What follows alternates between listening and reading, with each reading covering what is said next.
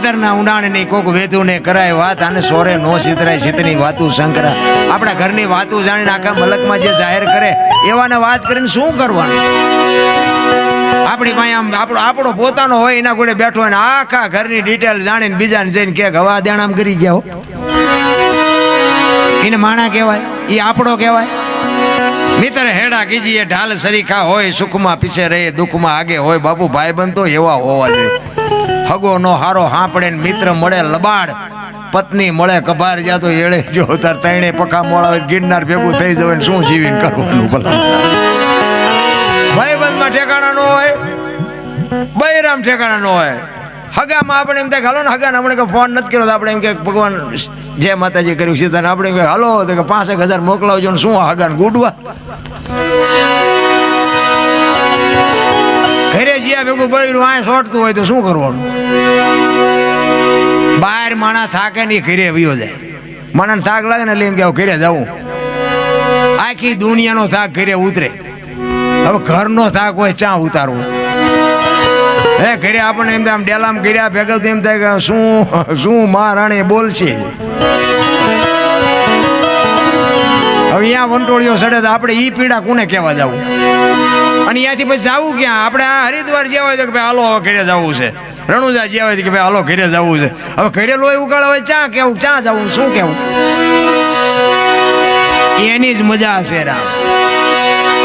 અમરનગરમાં આતમ દેખ્યા ભૂલી ગઈ દેહનું ભાન. બાપુ સવારામ બાપા કહે છે અમરનગર ક્યાં આવ્યું હોય છે?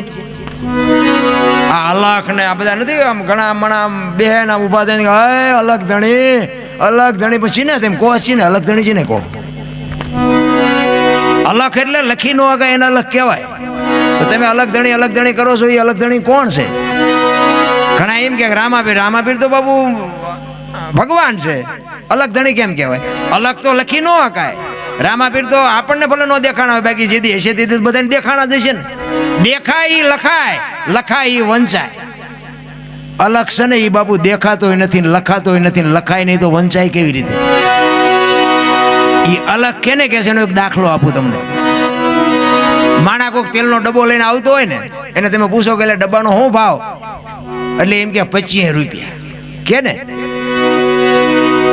હવે તેલના 25 હશે ડબ્બાના, એ તેલ કાઢી લો ડબ્બાનું શું આવે?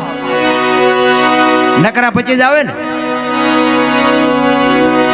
પણ એક વાત ઉપર ધ્યાન આપજો, તેલ કિંમતી છે પણ એને રાખવા માટે ડબ્બો જોવે. તેલ એમનામ રહે નહીં.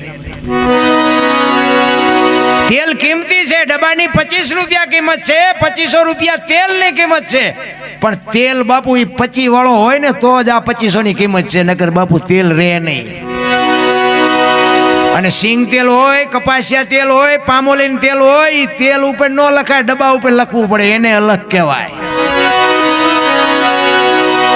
એમ આ દેહની છે ને બાપુ કોઈ કિંમત નથી. આને દુનિયા આપણે કહે છે ને મારા મારા મારા, એ મારા જ દિવાળી મૂકવાના છે. આપણા છે એ જ આપણને દિવાળી મૂકવાના છે.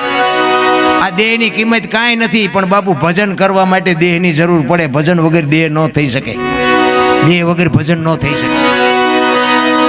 અલગ એને કે મારું નામ અનોપસી છે, પણ બાપુ અહીંયા આવીને આંગળી દેખાડીને મને બતાવો કે અનોપસી ક્યાં છે? હે આ છાતી છે, ગાલ છે, કપાળ છે, માથું છે, તો અનોપસી ક્યાં? જરૂર આની છે રામ. આ હું બોલું છું ને એ જ ઈશ્વર છે. જે સ્વર છે ને એ જ ઈશ્વર છે. આ હું બોલું એ તમારા કાન સુધી સંભળાય છે, દેખાય છે? એ દેખાતો નથી ને એ જ સાચું છે. એ દેખાવાનું ચાલુ થઈ જાય ને, મને જેથી દેખાય ને તેથી હું નહીં તમને દેખાઉં. આ વસ્તુ એવી છે બાબુ. આ 12 વાગ્યા પછી જ બાજુ આ વાતું નીકળે, કઈક એવા અધિકારી બેઠા હોય ને તઈ. બાકી કોઈને કઈ કીધા જેવું નથી. નકર એમ કે અમને દેખાડો, જમ પાણીપુરી વેચવા નીકળ્યા હોય જાણે.